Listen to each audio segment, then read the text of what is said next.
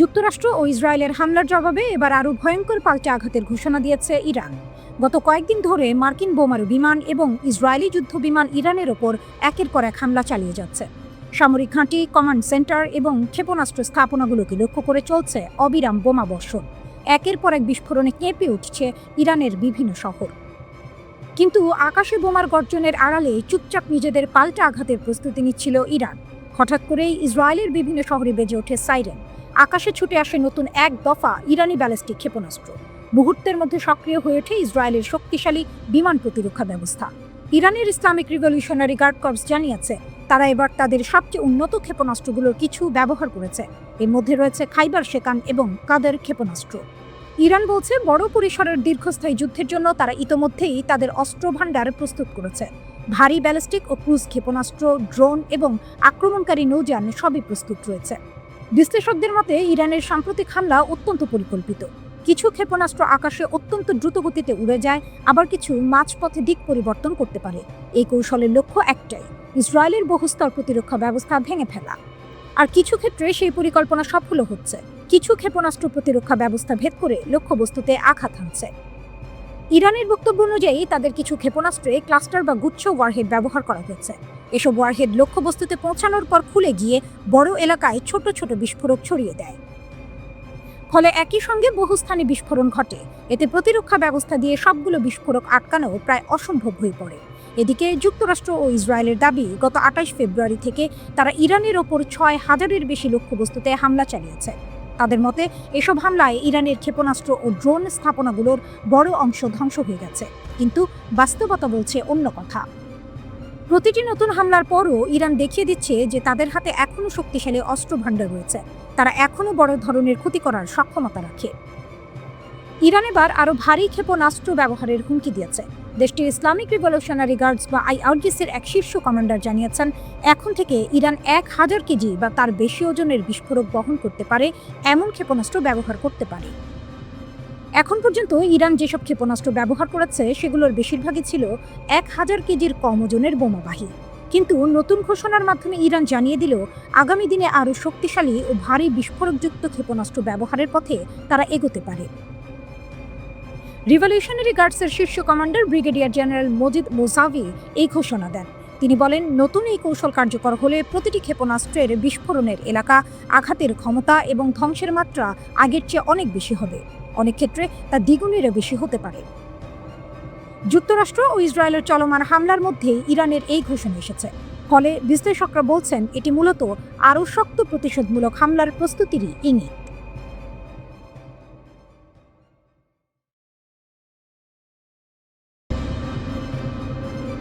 চীনের চালে চাপে পড়ে যাচ্ছে যুক্তরাষ্ট্র। মধ্যপ্রাচ্যে ভূ রাজনৈতিক উত্তেজনা প্রতিনিয়ত তীব্র হচ্ছে। কিন্তু এবার পরিস্থিতি বদলে দিয়েছে চীনের একটি বিশাল ভাসমান জাহাজ লিয়া ওয়াং-ওয়ান।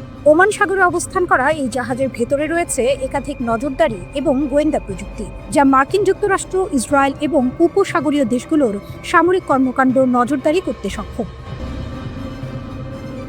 চীনের প্রেসিডেন্ট শি জিনপিং নিজের প্রশাসনের মাধ্যমে এই 30,000 টন ওজনের জাহাজকে একটি ভাসমান সুপার কম্পিউটার হিসেবে মোতায়েন করেছেন। লিয়া ওয়াং-ওয়ান এর সেন্সর বাবল প্রায় 6000 কিলোমিটার বিস্তৃত, যার মাধ্যমে এটি পুরো মধ্যপ্রাচ্যকে চোখের মতো নজর রাখতে পারে। এক নজরে জানানো যায় এটি একসাথে 1200টি মিসাইল এবং বিমান লক্ষ্যবস্তু ট্র্যাক করতে সক্ষম। এই জাহাজটি চীনের পরবর্তী প্রজন্মের গোয়েন্দা এবং মহাকাশ ট্র্যাকিং প্রযুক্তি সম্বলিত। 2025 সালে কমিশন করা হয় এটি। তবে এটি কোনো সাধারণ জাহাজ নয়। একজন আমেরিকান থিঙ্ক ট্যাঙ্কের বিশ্লেষক জানিয়েছেন, লিয়া ওয়াং কেবল জাহাজ নয়, এটি ভাসমান সুপার কম্পিউটার, যা অদৃশ্য যুদ্ধক্ষেত্রের মানচিত্র তৈরি করতে পেটাবাইট ডেটা প্রক্রিয়াকরণ করে। এর রাডার এবং সেন্সরগুলো এতই উন্নত যে এটি মিসাইলের ধরন, আকাশে বিমান উড্ডয়ন এবং সম্ভাব্য আক্রমণ শনাক্ত করতে পারে।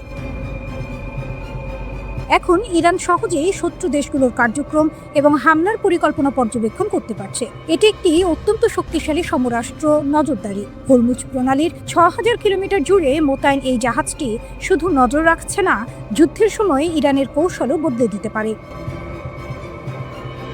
লিয়াও ওয়াং এর নিরাপত্তা নিশ্চিত করছে চীনের প্ল্যান 055 এবং টাইপ 052D ডেস্ট্রয়ার, যা এই ভাসমান কম্পিউটারকে আক্রমণ থেকে রক্ষা করছে। অর্থাৎ চীনের প্রশাসন সরাসরি ইরানের পাশে অবস্থান নিয়ে তার শক্তিশালী সমর্থন প্রদর্শন করছে। এটি শুধু একটি গোয়েন্দা জাহাজ নয়, মধ্যপ্রাচ্যের জন্য চীনের শক্তির এক সরাসরি বার্তা। বর্তমানে পারস্য উপসাগরীয় দেশ ইরান প্রতিনিয়ত মিসাইল এবং ড্রোন হামলা চালাচ্ছে। লিয়াও ওয়াং এর মাধ্যমে চীন পরোক্ষভাবে ইরানের পাশে দাঁড়াচ্ছে। এটি এমন এক দৃষ্টান্ত স্থাপন করছে যেখানে শুধুমাত্র নজরদারি এবং তথ্য সংগ্রহের মাধ্যমে যুদ্ধের পরিস্থিতি একদম পাল্টে ফেলা সম্ভব। একদিকে মার্কিন যুক্তরাষ্ট্র এবং ইসরায়েল এখনও বাস্তব সময়ে ইরানের হামলার পরিকল্পনা বুঝতে চেষ্টা করছে। অন্যদিকে চীনের এই ভাসমান সুপার কম্পিউটার ইরানকে দিয়েছে নতুন ধরনের সমরাষ্ট্র চোখ, যা মুহূর্তেই শত্রুর পরিকল্পনা ভেদ করতে সক্ষম। যুদ্ধক্ষেত্রে নতুন এই প্রযুক্তি শুধু সামরিক সমীকরণে বদলাচ্ছে না, এটি পুরো ভূ রাজনৈতিক স্থিতি ও মধ্যপ্রাচ্যের ভারসাম্যকেও পাল্টে দিচ্ছে। ইরান শুরু থেকেই চীনের সাহায্যে তার সমরাষ্ট্র ভাণ্ডারকে শক্তিশালী করেছে, আর এখন লিয়াও ওয়াং এর মাধ্যমে সে পেয়েছে গোয়েন্দা নজরদারিতে অপ্রতিরোধ্য শক্তি। মধ্যপ্রাচ্যের আকাশে, সমুদ্রে এবং দূরদর্শী নজরে চীনের ভাসমান সুপার কম্পিউটার একটি নতুন যুগের শুরুর নিদর্শন। একে শুধু একটি জাহাজ হিসেবে দেখলে হবে না, এটি যুদ্ধক্ষেত্রে ইরানের কৌশলগত শক্তিকে কয়েক গুণ বাড়াচ্ছে। যুদ্ধ এখন শুধু মিসাইল এবং বিমান হামলা নয়, এটি তথ্য এবং নজরদারির যুদ্ধও বটে। লিয়াও ওয়াং সেই দিকেই ইরানকে দিয়েছে অদম্য শক্তি, যা শত্রুদের চোখের সামনে এক নতুন বাস্তবতা গড়ে দিচ্ছে। মধ্যপ্রাচ্যের চলমান সংঘাত নিয়ে অনেকের মনে একটি প্রশ্ন ঘুরছে, ইরান কি সত্যিই একা যুদ্ধ করছে? অনেকেই মনে করেন এই যুদ্ধের সমীকরণ খুবই সহজ। একদিকে যুক্তরাষ্ট্র ও ইসরায়েল, আর অন্যদিকে শুধু ইরান। খবরের শিরোনামেও আমরা সাধারণত দেখি মিসাইল হামলা, ড্রোন আক্রমণ বা বিমান হামলার খবর। বিশ্লেষকের মতে ইরান পুরোপুরি একা নয়, এর পেছনে বিশ্বের দুই বড় শক্তি রাশিয়া ও চীন পরোক্ষভাবে ভূমিকা রাখছে, আর এখানেই যুদ্ধের কৌশলগত হিসাব অনেকটাই বদলে যায়। সাম্প্রতিক সময়ে দেখা যাচ্ছে ইরান খুব নির্ভুলভাবে বিভিন্ন জায়গায় মিসাইল হামলা চালাচ্ছে। তারা মূলত সামরিক ঘাঁটি, গোয়েন্দা স্থাপনা এবং গুরুত্বপূর্ণ অবকাঠামোকে লক্ষ্য করে আঘাত করছে। কিন্তু এমন নির্ভুল হামলা চালানোর জন্য শুধু মিসাইল থাকলেই হয় না, দরকার হয় রিয়েল টাইম গোয়েন্দা তথ্যের। উদাহরণ হিসেবে বলা যায় স্যাটেলাইট থেকে লক্ষ্যবস্তু শনাক্ত করা, সমুদ্রে থাকা যুদ্ধ জাহাজ বা অন্যান্য জাহাজের অবস্থান জানা, কিংবা শত্রুপক্ষের রাডারের অবস্থান সম্পর্কে তথ্য পাওয়া। প্রশ্ন হলো, ইরানের কি এত বড় স্যাটেলাইট নেটওয়ার্ক আছে? সাধারণভাবে বলা হয় ইরানের নিজস্ব স্যাটেলাইট ব্যবস্থা সীমিত। তাই অনেক বিশ্লেষকের ধারণা এই ধরনের তথ্যের একটি বড় উৎস হতে পারে রাশিয়া। রাশিয়ার কাছে উন্নত সামরিক গোয়েন্দা প্রযুক্তি ও স্যাটেলাইট ব্যবস্থা রয়েছে। রাশিয়া ইউক্রেন যুদ্ধের সময় ইরান রাশিয়াকে বিপুল সংখ্যক ড্রোন সরবরাহ করেছিল। এখন ধারণা করা হচ্ছে সেই সম্পর্কের প্রতিদান হিসেবে রাশিয়া ইরানকে গোয়েন্দা তথ্য দিয়ে সহায়তা করতে পারে। সহজভাবে বললে ইরান যুদ্ধক্ষেত্রে চাপ সৃষ্টি করছে আর রাশিয়া তথ্যগত সহায়তা দিচ্ছে, এমন ধারণা অনেক বিশ্লেষকের। চীনের ভূমিকা আবার একটু ভিন্ন ধরনের। চীন সাধারণত সরাসরি যুদ্ধে অংশ নেয় না, তাদের কৌশল হলো নীরবে প্রভাব বাড়ানো। তারা প্রায়ই অর্থনৈতিক সহায়তা, কূটনৈতিক সমর্থন, প্রযুক্তি সহযোগিতা বা সামরিক সরঞ্জাম দিয়ে অংশীদার দেশগুলোকে শক্তিশালী করে। কিছু প্রতিবেদনে বলা হয়েছে ইরান উন্নত অ্যান্টিশিপ মিসাইল এবং সংখ্যাগত হাইপারসনিক প্রযুক্তির ক্ষেত্রেও অগ্রগতি অর্জন করেছে। এসব অস্ত্র বিশেষভাবে নৌবাহিনীর বিরুদ্ধে ব্যবহার করার জন্য তৈরি করা হয়। চীন সরাসরি যুক্তরাষ্ট্রের সঙ্গে সংঘাতে জড়াতে চায় না, কিন্তু মধ্যপ্রাচ্যে পশ্চিমা প্রভাব কমে গেলে চীনের কৌশলগত সুবিধা বাড়তে পারে।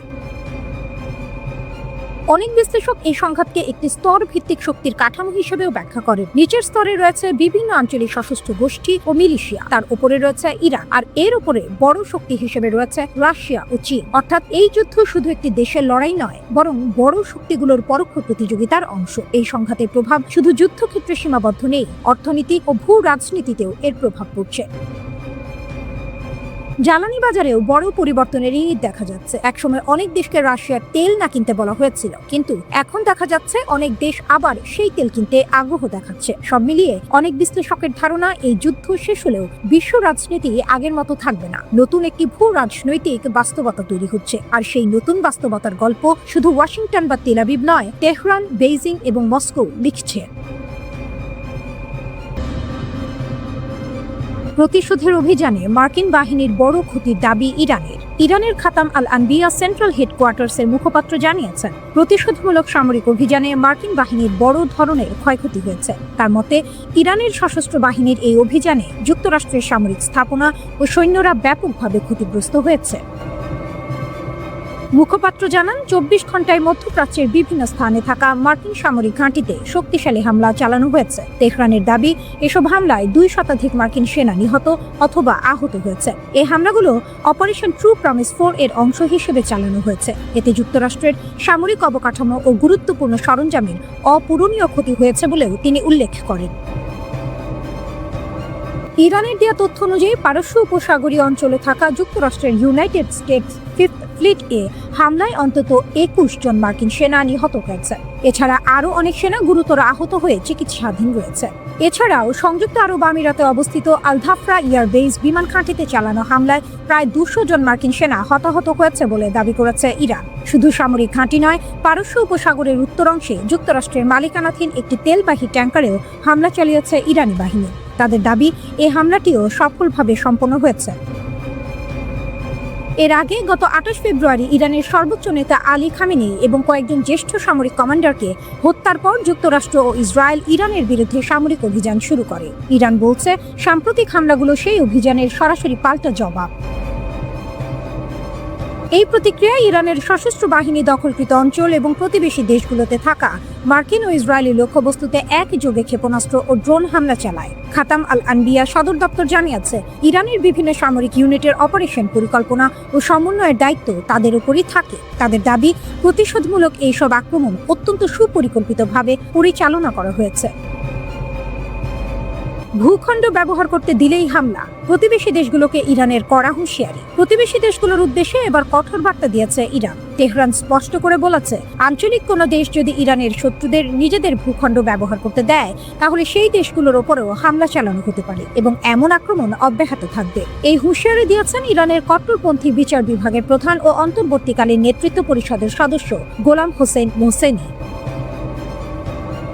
বার্তা সংস্থা এজেন্স ফ্রান্স প্রেস এর প্রতিবেদনে বলা হয়েছে, ইরানের সশস্ত্র বাহিনীর কাছে থাকা তথ্য অনুযায়ী মধ্যপ্রাচ্যের কিছু দেশ সরাসরি বা পরোক্ষভাবে তাদের ভূখণ্ড শত্রুপক্ষকে ব্যবহারের সুযোগ দিচ্ছে। মোহসেনি বলেন, যেসব জায়গা থেকে ইরানের বিরুদ্ধে হামলার জন্য সহায়তা, সরঞ্জাম বা সুবিধা দেওয়া হচ্ছে, সেসব স্থানকে ইরান লক্ষ্যবস্তু হিসেবে বিবেচনা করবে। তিনি আরও বলেন, দেশের নিরাপত্তা নিশ্চিত করতে ইরান এ ধরনের লক্ষ্যবস্তুতে শক্তিশালী হামলা চালিয়ে যাবে। এদিকে বাহরাইনে মার্কিন ঘাঁটি লক্ষ্য করে ইরান হামলা চালিয়েছে বলে জানিয়েছে ইরানের ইসলামী বিপ্লবী গার্ড কোর IRGC। বাহরাইনে জুফায়ের ঘাঁটি লক্ষ্য করে এই ক্ষেপণাস্ত্র হামলা চালানো হয়েছে। IRGC বলেছে, কাশ্মীর একটি পানির প্ল্যান্টের ওপর মার্কিন হামলার জবাবে হিসেবে এই হামলা চালানো হয়েছে।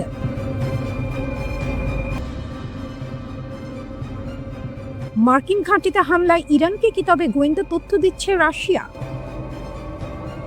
মধ্যপ্রাচ্যে থাকা মার্কিন সামরিক স্থাপনাগুলোর অবস্থান সম্পর্কে গুরুত্বপূর্ণ গোয়েন্দা তথ্য ইরানকে দিচ্ছে রাশিয়া। এর ফলে উপসাগরীয় অঞ্চলে মার্কিন বাহিনীর ওপর হামলার পরিকল্পনা করতে তেহরানের জন্য অনেক সুবিধা হচ্ছে। বিষয়টি সম্পর্কে অবগত মার্কিন কর্মকর্তাদের বরাতে এমন তথ্য প্রকাশ করেছে দ্য ওয়াশিংটন পোস্ট। প্রতিবেদন অনুযায়ী সংঘাত শুরু হওয়ার পর থেকেই রাশিয়া ইরানকে মধ্যপ্রাচ্যে থাকা মার্কিন সামরিক সম্পদের অবস্থান সম্পর্কে তথ্য দিয়ে আসছে। এসব তথ্যের মধ্যে রয়েছে মার্কিন যুদ্ধজাহাজ, সামরিক বিমান এবং বিভিন্ন সামরিক ঘাঁটির অবস্থান। একজন মার্কিন কর্মকর্তা বলেন, এই সহায়তাকে বেশ বিস্তৃত একটি প্রচেষ্টা বলেই মনে হচ্ছে। এর আগে দ্য নিউ ইয়র্ক টাইমস এক বিশ্লেষণে জানায়, মধ্যপ্রাচ্যের চলমান সংঘাতে ইরানের হামলায় উপসাগরীয় অঞ্চলের অন্তত 7টি মার্কিন সামরিক স্থাপনার যোগাযোগ ও রাডার ব্যবস্থার কাছাকাছি থাকা অবকাঠামো ক্ষতিগ্রস্ত হয়েছে। ইরানের এসব হামলার লক্ষ্য ছিল বাহরাইন, কাতার, কুয়েত, সৌদি আরব এবং আরব আমিরাতে থাকা মার্কিন ঘাঁটিগুলো। এসব হামলায় স্যাটেলাইট যোগাযোগ টার্মিনাল, রাডার ডোম সহ এমন কিছু গুরুত্বপূর্ণ যন্ত্রপাতি ক্ষতিগ্রস্ত হয়েছে, যেগুলো উপসাগরীয় অঞ্চলে মার্কিন বাহিনীর কমান্ড অ্যান্ড কন্ট্রোল নেটওয়ার্কের গুরুত্বপূর্ণ অংশ। এই বিশ্লেষণে একটি বড় প্রশ্ন উঠেছে, কিভাবে ইরান এত নিখুঁতভাবে বিভিন্ন দেশে থাকা সংবেদনশীল মার্কিন স্থাপনাগুলোকে লক্ষ্যবস্তু করতে পারছে। ওয়াশিংটন পোস্টের প্রতিবেদনে বলা হয়েছে, রাশিয়ার দেয়া গোয়েন্দা তথ্য ইরানকে এসব হামলার পরিকল্পনা করতে সাহায্য করছে। কর্মকর্তাদের মতে, যুদ্ধ শুরু হওয়ার এক সপ্তাহেরও কম সময়ের মধ্যে মার্কিন বাহিনীর অবস্থান শক্ত করার ক্ষেত্রে ইরানের নিজস্ব সক্ষমতা কিছুটা ক্ষতিগ্রস্ত হয়েছে। তাই বাইরের গোয়েন্দা তথ্য তেহরানের জন্য আরো বেশি গুরুত্বপূর্ণ হয়ে উঠেছে। তবে ইরানের সঙ্গে ঘনিষ্ঠ সম্পর্ক থাকা সত্ত্বেও চীন এই সংঘাতে তেহরানকে কোনো সামরিক সহায়তা দিচ্ছে বলে এখনো কোনো ইঙ্গিত পাওয়া যায়নি। বিশ্লেষকদের মতে, প্রতিরক্ষা সহযোগিতার ক্ষেত্রে রাশিয়ার সঙ্গে ইরানের সম্পর্ক চীনের তুলনায় অনেক বেশি গভীর। 2022 সালে ভ্লাদিমির পুতিন ইউক্রেনে পূর্ণমাত্রার সামরিক অভিযান শুরু করার পর থেকে তেহরান মস্কোর অন্যতম গুরুত্বপূর্ণ অংশীদার হয়ে ওঠে। ইরান রাশিয়াকে এমন প্রযুক্তি দিয়েছে যার মাধ্যমে কম খরচে আক্রমণাত্মক ড্রোন তৈরি করা সম্ভব হয়েছে। এই ড্রোনগুলো ইউক্রেনের বিভিন্ন শহরে হামলায় ব্যবহার করা হয়েছে এবং কিয়েভ এর আকাশ প্রতিরক্ষা ব্যবস্থার উপর বড় ধরনের চাপ তৈরি করেছে। এ বিষয়ে অবগত এক মার্কিন কর্মকর্তা বলেন, রাশিয়ানরা খুব ভালোভাবেই জানে যুক্তরাষ্ট্র ইউক্রেনকে কি ধরনের সহায়তা দিচ্ছিল, তাই কিছুটা প্রতিশোধ নেওয়ার সুযোগ তারা পেয়ে খুশি হয়েছে। অন্যদিকে যুক্তরাষ্ট্র ও ইসরায়েলের সমন্বিত হামলার পরও ইরান পিছু হটার কোনো লক্ষণ দেখাচ্ছে না। তেহরান সামরিক স্থাপনা, কূটনৈতিক মিশন এবং জ্বালানি অবকাঠামোতে হামলা চালিয়ে ওয়াশিংটন ও তার আঞ্চলিক মিত্রদের ওপর চাপ বাড়ানোর চেষ্টা করেছে। সবচেয়ে আলোচিত হামলাগুলোর একটি ছিল কাতারের আল উদেইদ এয়ারবেস, যা মধ্যপ্রাচ্যে যুক্তরাষ্ট্রের সবচেয়ে বড় সামরিক ঘাঁটি। এছাড়া রিয়াদ ও কুয়েতে অবস্থিত মার্কিন দূতাবাসেও ইরানি ড্রোন আঘাত হেনেছে। পাশাপাশি সৌদি আরব ও কাতারের তেল ও গ্যাস অবকাঠামোতেও একাধিক হামলা চালানো হয়েছে।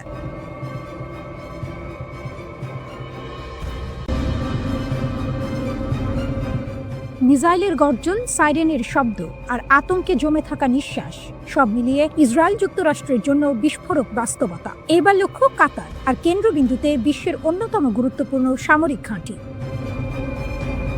এক নাটকীয় হামলায় ইরান সরাসরি আঘাত হেনেছে ইউনাইটেড স্টেটস সেন্ট্রাল কমান্ডের ফরওয়ার্ড হেডকোয়ার্টারে, যা কাতারের দোহায় অবস্থিত আল উদেইদ এয়ারবেসে।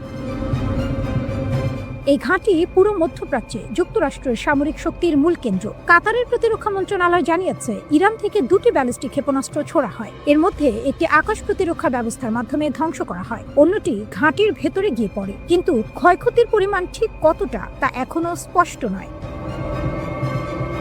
আল উদেইদ যুক্তরাষ্ট্রের মধ্যপ্রাচ্যের সামরিক অভিযানের নার্ভ সেন্টার। এখান থেকে পরিচালিত হয় আকাশপথে হামলা, সমন্বয় করা হয় মিত্রবাহিনীর অপারেশন এবং বজায় রাখা হয় পুরো অঞ্চলে মার্কিন উপস্থিতি। অর্থাৎ এই ঘাঁটিতে হামলা মানে সরাসরি যুক্তরাষ্ট্রের শক্তির কেন্দ্রে আঘাত।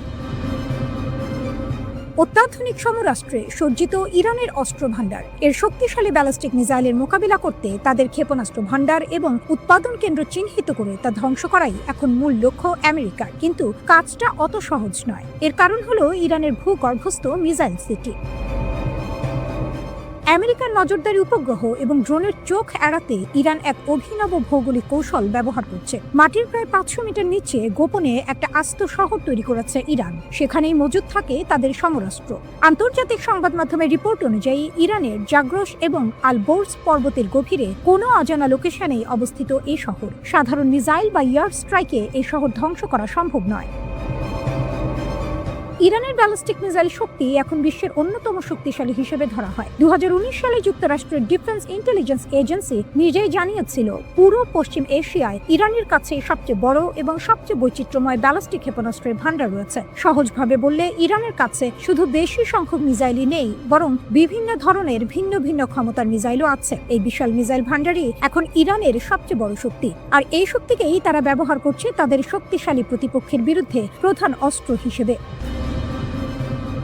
Centre for strategic and international স্টাডিজের মিসাইল ডিফেন্স প্রজেক্টের পরিচালক টম কারাকো সম্প্রতি এক সাক্ষাৎকারে বলেছেন, আমেরিকার সেনা সর্বশক্তি দিয়ে টার্গেটে আঘাত হানার চেষ্টা করছে। কোথায় সেগুলো রয়েছে সে বিষয়ে আমাদের এখন মোটামুটি ধারণা হয়ে গিয়েছে, কিন্তু সবকিছু ধ্বংস করা এবং নির্ভুল মূল্যায়ন করা খুবই কঠিন। ইসরায়েল ও যুক্তরাষ্ট্রের ধারাবাহিক হামলার লক্ষ্য ইরানের ক্ষেপণাস্ত্র সক্ষমতা দ্রুত নির্মূল করা। কিছু বিশ্লেষক ধারণা করেছিলেন, টানা আঘাতে ইরানের ক্ষেপণাস্ত্র ভাণ্ডারে শিগগিরই টান পড়তে পারে। তবে ইসরায়েল বলছে বাস্তবতা ভিন্ন। ইরানের হাতে এখনও উল্লেখযোগ্য ক্ষেপণাস্ত্র সক্ষমতা রয়ে গেছে।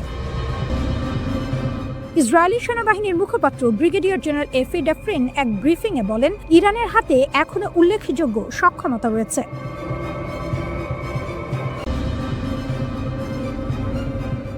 ফাতা-2 ইরানের মারাত্মক ক্ষেপণাস্ত্র। প্রভাবশালী সামরিক সাময়িকী মিলিটারি ওয়াচ ম্যাগাজিন এক প্রতিবেদনে জানিয়েছে, ইরানের তৈরি এই ফাতা-2 হাইপারসনিক ক্ষেপণাস্ত্রকে বর্তমান বিশ্বের প্রচলিত কোনো আকাশ প্রতিরক্ষা ব্যবস্থায় কার্যত ঠেকাতে পারছে না। এই দাবির পেছনে শুধু তত্ত্ব নয়, আছে বাস্তবের ইঙ্গিত। প্রতিবেদন অনুযায়ী সাম্প্রতিক অভিযানে ইসরায়েলের উচ্চমূল্যের সামরিক লক্ষ্যবস্তুতে অন্তত 3টি সফল আঘাত হেনেছে এই ক্ষেপণাস্ত্র। অর্থাৎ এটি শুধু কাগজে কলমে শক্তিশালী নয়, বাস্তব যুদ্ধক্ষেত্রেও তার ক্ষমতার প্রমাণ রাখছে। কিন্তু প্রশ্ন হচ্ছে, কেন এটি এত ভয়ঙ্কর? উত্তর লুকিয়ে আছে এর প্রযুক্তিতে। ফাতা-2 ব্যবহার করে হাইপারসনিক গ্লাইড ভেহিকেল বা HGV প্রযুক্তি। এটি সাধারণ ব্যালিস্টিক ক্ষেপণাস্ত্রের মতো সরল পথে চলে না, বরং বায়ুমণ্ডলের ওপরের স্তরে উঠে গিয়ে হঠাৎ দিক পরিবর্তন করে, গতিপথ বদলায়, কখনো নিচে নামে, আবার উপরে ওঠে, ঠিক যেন আকাশে ছুটে চলা এক বুদ্ধিমান শিকারী। এই অপ্রত্যাশিত গতিবিধির কারণেই এটি রাডারের চোখ ফাঁকি দিতে পারে। প্রচলিত প্রতিরক্ষা ব্যবস্থা যেখানে নির্দিষ্ট গতিপথ ধরে লক্ষ্যবস্তু ধ্বংস করতে চায়, সেখানে ফাতা-2 নিজের পথ নিজেই বদলে নেয়, ফলে সেটিকে ট্র্যাক করা প্রায় অসম্ভব হয়ে পড়ে। আর আছে এর গতি, যা আতঙ্কের মূল। ফাতা-2 ছুটতে পারে শব্দের গতির 10 গুণ বেশি, অর্থাৎ ম্যাক 10 গতিতে। এমন গতিতে কোনো বস্তু এগোলে সেটিকে থামাতে হলে প্রতিরক্ষা ব্যবস্থাকে আরও দ্রুত হতে হবে। ইসরায়েলের শীর্ষ প্রতিরক্ষা প্রতিষ্ঠান রাফায়েল অ্যাডভান্স ডিফেন্স সিস্টেমস এর ভাইস প্রেসিডেন্ট ইউভান বাসাস্কি একসময় স্বীকার করেছিলেন, বর্তমানের প্রতিরক্ষা প্রযুক্তি এই চ্যালেঞ্জ মোকাবিলায় প্রস্তুত নয়। তার মতে, ম্যাক 10 গতির ক্ষেপণাস্ত্র থামাতে হলে ইন্টারসেপ্টরকে প্রায় ম্যাক 30 গতিতে পৌঁছাতে হবে। কিন্তু এখানেই আসে বাস্তবতার দেয়াল। বায়ুমণ্ডলের ঘর্ষণ এমন উচ্চ গতিকে কার্যত অসম্ভব করে তোলে। অর্থাৎ প্রযুক্তি যতই উন্নত হোক, প্রকৃতির নিয়মের সামনে তা থমকে যায়। এই কারণেই সামরিক বিশ্লেষকরা বলছেন, যুক্তরাষ্ট্র ও ইসরায়েলের বর্তমান আকাশ প্রতিরক্ষা ব্যবস্থা ইতিমধ্যে চাপে ছিল। ইরানের পুরনো ব্যালিস্টিক ক্ষেপণাস্ত্রের বিরুদ্ধেই তারা হিমশিম খাচ্ছিল। তার উপর এখন যুক্ত হয়েছে হাইপারসনিক প্রযুক্তির এই নতুন স্তর। এ যেন এক নতুন সমীকরণ, যেখানে প্রতিরক্ষা পিছিয়ে পড়ছে আর আক্রমণ এগিয়ে যাচ্ছে দ্রুত গতিতে। ইসরায়েল অবশ্য বসেনি, তার একটি বিশেষ জোন ডিফেন্স মডেল তৈরির কথা ভাবছে, যেখানে নির্দিষ্ট এলাকায় বহুস্তর প্রতিরক্ষা তৈরি করা হবে। কিন্তু এই পরিকল্পনা বাস্তবায়ন করতে সময় লাগতে পারে কয়েক দশক, খরচ হতে পারে বিলিয়ন ডলার। অর্থাৎ সমাধান আছে, কিন্তু তা এখনই নয়। বর্তমান বাস্তবতায় সামরিক বিশ্লেষকদের একটাই স্পষ্ট ধারণা, ফাতা-2 এখন এমন এক অস্ত্র যা প্রতিরক্ষা প্রাচীরকে অতিক্রম করার ক্ষমতা রাখে প্রায় বাধাহীনভাবে। যুক্তরাষ্ট্র ও ইসরায়েলি লক্ষ্যবস্তুর বিরুদ্ধে চলমান অপারেশন ট্রু প্রমিস 4 অভিযানে ইরানের ইসলামী বিপ্লবী গার্ড কোর IRGC-র নৌ ইউনিটের আত্মঘাতী ড্রোনগুলো অত্যন্ত গুরুত্বপূর্ণ ভূমিকা পালন করছে।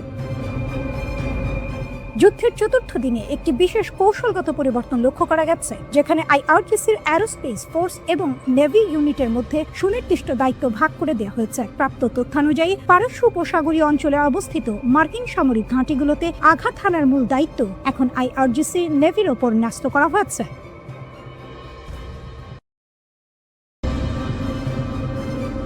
হিজবুল্লাহর সমন্বিত হামলা, একাধিক ইসরায়েলি ঘাঁটি কাঁপল। এক রাত, এক দিন, আর তাতে যেন বদলে গেল যুদ্ধের ছন্দ। লেবাননের সশস্ত্র সংগঠন হিজবুল্লাহ একের পর এক আঘাতে কাঁপিয়ে দিয়েছে ইসরায়েলের গুরুত্বপূর্ণ সামরিক ঘাঁটিগুলো। 3 মার্চ বিকেল, সময় তখন প্রায় 5টা। হঠাৎ করে হাইফার আকাশে গর্জে ওঠে ড্রোনের ঝাঁপ। লক্ষ্য কিরিয়াত এলিয়েজারের আয়রন ডোম রাডার সিস্টেম। আকাশ প্রতিরক্ষার হৃদয়ে আঘাত। পরের দৃশ্য আরো নাটকীয়। 4 মার্চ ভোর 4:30, ড্রোনের স্কোয়াড্রন উড়ে যায় আইন সীমার ঘাঁটির দিকে, যে সীমান্ত থেকে প্রায় 75 কিলোমিটার দূরে। একটি ক্ষেপণাস্ত্র প্রতিরক্ষা ঘাঁটি। যুদ্ধের ঢালেই সরাসরি আঘাত। একসঙ্গে বহু লক্ষ্য, যেন পরিকল্পিত ঝড়। দিন বাড়ার সঙ্গে সঙ্গে হামলার তীব্রতাও বাড়ে। দুপুর 2টা, একই সময়ে একাধিক লক্ষ্যবস্তুতে আঘাত। রামাত ডেভিড বিমান ঘাঁটি ড্রোন হামলা। তেল হাসমের নির্ভুল ক্ষেপণাস্ত্র আঘাত। হাইফা নৌ ঘাঁটি কামিকাজে ড্রোন হামলা। এ যেন একসঙ্গে চালানো সমন্বিত যুদ্ধ কৌশল। একটি নয়, দুটি নয়, পুরো প্রতিরক্ষা ব্যবস্থাকে চাপে ফেলার চেষ্টা। 100 অস্ত্রের ঝড়, ড্রোন, রকেট, মিসাইল। ইসরায়েলি গণমাধ্যম বলছে, শুধু বুধবারই ছোড়া হয়েছে প্রায় 100টি অস্ত্র। এর মধ্যে ছিল ড্রোন, রকেট, ক্ষেপণাস্ত্র। রাতের আধারে আরও আঘাত। আগের রাতেও থামেনি হামলা। রাত 1:20 মেতুলা এলাকায় জড়ো হওয়া ইসরায়েলি সেনাদের উপর রকেট হামলা। রাত 2টা ড্রোন আঘাত হানে ইসরায়েল এরোস্পেস ইন্ডাস্ট্রিজ এর সদর দফতরে, যা ইসরায়েলের প্রতিরক্ষা প্রযুক্তির কেন্দ্র। রাত 3:30 সাফাদের পূর্বে গিভাত ড্রোন কন্ট্রোল বেজে নির্ভুল ক্ষেপণাস্ত্র হামলা। একই সঙ্গে আঘাত হানে দাদো বেজ, উত্তর অঞ্চলীয় কমান্ডের গুরুত্বপূর্ণ কেন্দ্র। স্থলযুদ্ধেও আঘাত, শুধু আকাশ নয়, স্থলেও তীব্র সংঘর্ষ। লেবাননের হুলা গ্রামে প্রথমে একটি সাঁজোয়া যান ধ্বংস, তারপর একটি মেরকাভা ট্যাঙ্ক সরাসরি আঘাতে বিধ্বস্ত। হিজবুল্লাহ তাদের হামলার ভিডিও প্রকাশ করেছে। মেরন ঘাঁটিতে ড্রোন হামলা, আরেকটি ভিডিওতে ট্যাঙ্ক ধ্বংসের মুহূর্ত। ইরান বিরোধী সামরিক অভিযানের প্রথম 4 দিনেই মধ্যপ্রাচ্যে যুক্তরাষ্ট্রের প্রায় 200 কোটি মার্কিন ডলারের সামরিক সরঞ্জাম ক্ষতিগ্রস্ত হয়েছে। আনাদোলু এজেন্সির সংগৃহীত তথ্যের ভিত্তিতে এই হিসাব প্রকাশ করা হয়েছে। সবচেয়ে বড় ক্ষতির ঘটনা ঘটে কাতারের আল উদেইদ বিমান ঘাঁটিতে। সেখানে স্থাপিত যুক্তরাষ্ট্রের একটি দূরপাল্লার আগাম সতর্কতামূলক রাডার ব্যবস্থা ক্ষেপণাস্ত্র হামলায় আঘাতপ্রাপ্ত হয়। রাডারটির আনুমানিক মূল্য প্রায় 110 কোটি ডলার। কাতার কর্তৃপক্ষ রাডারে আঘাত ও ক্ষয়ক্ষতির বিষয়টি নিশ্চিত করেছে। এছাড়া কুয়েতে মিত্র সুলভ গোলাবর্ষণ এর ঘটনায় 3টি মার্কিন যুদ্ধবিমান ধ্বংস হয়েছে। কুয়েতের বিমান প্রতিরক্ষা ব্যবস্থার ভুল গুলিতে এই ঘটনা ঘটে বলে জানানো হয়েছে। 6 জন ক্রু সদস্য প্রাণে বেঁচে গেলেও বিমানগুলো সম্পূর্ণ ধ্বংস হয়ে যায়। এগুলোর প্রতিস্থাপন মূল্য প্রায় 28 কোটি 20 লাখ ডলার ধরা হয়েছে। হরমুজ প্রণালী দিয়ে এখন শুধুমাত্র চীনা জাহাজ চলাচল করতে পারবে। ইরান জানিয়েছে অনুমতি ছাড়া অন্য কোনো জাহাজ প্রণালী অতিক্রম করলে তা বিপদে পড়তে পারে। ইসলামিক রিভলিউশনারি গার্ড জানিয়েছে তারা প্রণালী পুরোপুরি নিয়ন্ত্রণ করছে এবং যে কোনো জাহাজ ক্ষেপণাস্ত্র বা ড্রোন হামলার ঝুঁকিতে রয়েছে।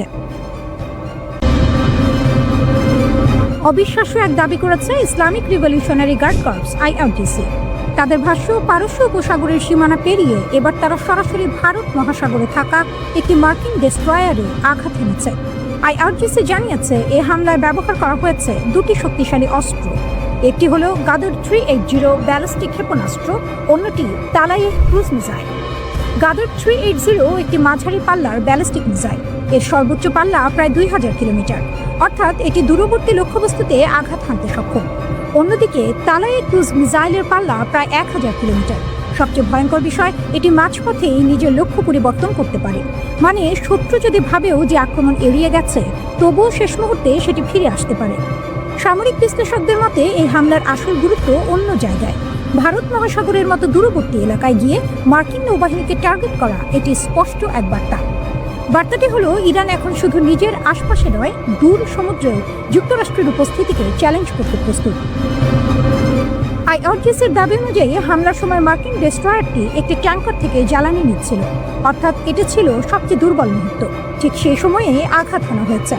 এমন আঘাত মনস্তাত্ত্বিক চাপও তৈরি করে, কারণ সমুদ্রে নিরাপদ মনে করা শক্তিশালী নৌবহরও যদি আক্রমণের শিকার হয়, তাহলে সেই নিরাপত্তা আর নিরাপদ থাকে না। গোয়েন্দা তথ্যের বরাত দিয়ে বিবৃতিতে আরও জানানো হয়েছে, ক্ষেপণাস্ত্রের আঘাতে মার্কিন ডেস্ট্রয়ার ও ট্যাঙ্কার উভয় জাহাজে ভয়াবহ অগ্নিকাণ্ডের সৃষ্টি হয় এবং সমুদ্রের আকাশে কালো ধোঁয়ার কুণ্ডলী দেখা যায়। ইরানি সামরিক বাহিনী এই অভিযানকে ইরান বিরোধী মার্কিন ও জায়নবাদী আগ্রাসনের বিরুদ্ধে একটি চূড়ান্ত ও দাঁত ভাঙা জবাব হিসেবে বর্ণনা করেছে। এই উত্তেজনার কেন্দ্রে রয়েছে মার্কিন বিমানবাহী রণতরী USS আব্রাহাম লিঙ্কন। ভারত মহাসাগরে যুক্তরাষ্ট্রের শক্তির প্রতীকগুলোর একটি এটি। IRGC দাবি করছে তাদের ট্রু প্রমিস 4 অভিযানে এই রণতরীকেও লক্ষ্যবস্তু করা হয়েছে, যা যুক্তরাষ্ট্রের নৌ কৌশলের জন্য বড় এক চ্যালেঞ্জ। কিন্তু এই লড়াই শুধু সমুদ্রে সীমাবদ্ধ নয়, এটি এখন বহুমাত্রিক। ইসরায়েলের ভেতরে হামলা, কাতার, সংযুক্ত আরব আমিরাত, কুয়েত ও সৌদি আরবে মার্কিন স্বার্থে আঘাত, সব মিলিয়ে যুদ্ধ এখন ছড়িয়ে পড়েছে আকাশ, স্থল ও সমুদ্রে। ইরান যদি দীর্ঘ সময় ধরে এই সক্ষমতা ধরে রাখতে পারে, তাহলে এটি শুধু সামরিক নয়, অর্থনৈতিক ভারসাম্য বদলে দিতে পারে। বিশ্লেষকদের মতে ইরানের কৌশল এখন 3 স্তরে কাজ করছে। প্রথমত, মিসাইল ও ড্রোন দিয়ে সরাসরি আঘাত। দ্বিতীয়ত, মার্কিন মিত্র দেশগুলোর ওপর চাপ তৈরি। তৃতীয়ত, দীর্ঘমেয়াদী যুদ্ধ চালিয়ে যাওয়ার সক্ষমতা দেখানো। সংবাদ সংস্থা AFP জানিয়েছে জেরুজালেমে ক্ষেপণাস্ত্রের বিস্ফোরণের শব্দ পাওয়া গিয়েছে।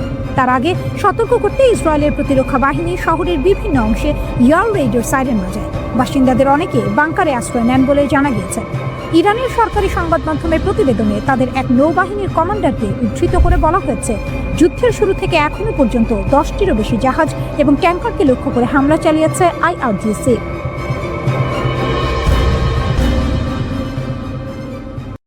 و ارتش اون کشتی‌ها رو با آتش خواهند کشید. হরমুজ প্রণালী ইরানের তুরুপের তাস, একটি সরু জলপথ, কিন্তু তার গুরুত্ব পুরো পৃথিবীর সমান। এই পথ দিয়ে যায় বিশ্বের প্রায় 20% তেল। সেই পথ বন্ধ করে দিয়েছে ইরান, যুক্তরাষ্ট্রের মাথায় হাত। খবরে বলা হচ্ছে ইরান সিদ্ধান্ত নিয়েছে হরমুজ প্রণালী দিয়ে এখন থেকে শুধু চীনের জাহাজই চলতে পারবে। এটি কেবল একটি সামরিক পদক্ষেপ নয়, বরং কূটনৈতিক বার্তা। কারণ চীন ইতিমধ্যেই যুক্তরাষ্ট্র ও ইসরায়েলের হামলার তীব্র সমালোচনা করেছে। ইরান যেন বলছে, যারা পাশে থাকবে পথ তাদের জন্যই খোলা। 20% তেলের পথ থেমে গেলে কি হয়? এই প্রণালী যুক্ত করেছে পারস্য উপসাগরকে খোলা সমুদ্রের সঙ্গে। এখান দিয়ে প্রতিদিন হাজার হাজার তেলবাহী জাহাজ চলাচল করে। কিন্তু এখন শত শত ট্যাঙ্কার আটকে আছে, জ্বালানি সরবরাহে অনিশ্চয়তা, বাজারে অস্থিরতা। বিশ্বজুড়ে তেলের দাম বাড়ার আশঙ্কা তৈরি হয়েছে।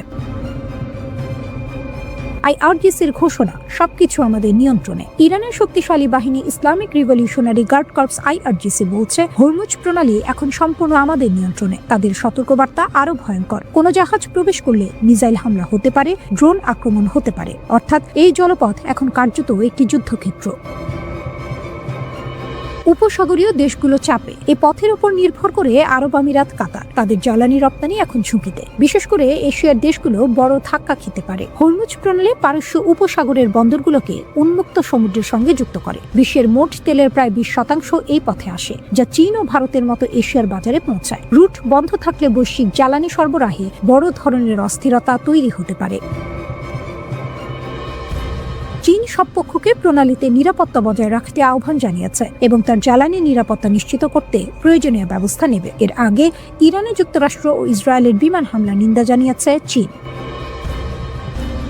ইরানের ওপর যুক্তরাষ্ট্র ও ইসরায়েলের চলমান সামরিক অভিযানের তীব্র সমালোচনা করে অবিলম্বে হামলা বন্ধের দাবি জানিয়েছে মস্কো ও বেজিং। রাশিয়ার পররাষ্ট্রমন্ত্রী সার্গেই ল্যাভরভ স্পষ্ট জানিয়েছেন, তেহরান পারমাণবিক বোমা তৈরি করছে এমন কোনো প্রমাণ মস্কোর কাছে নেই।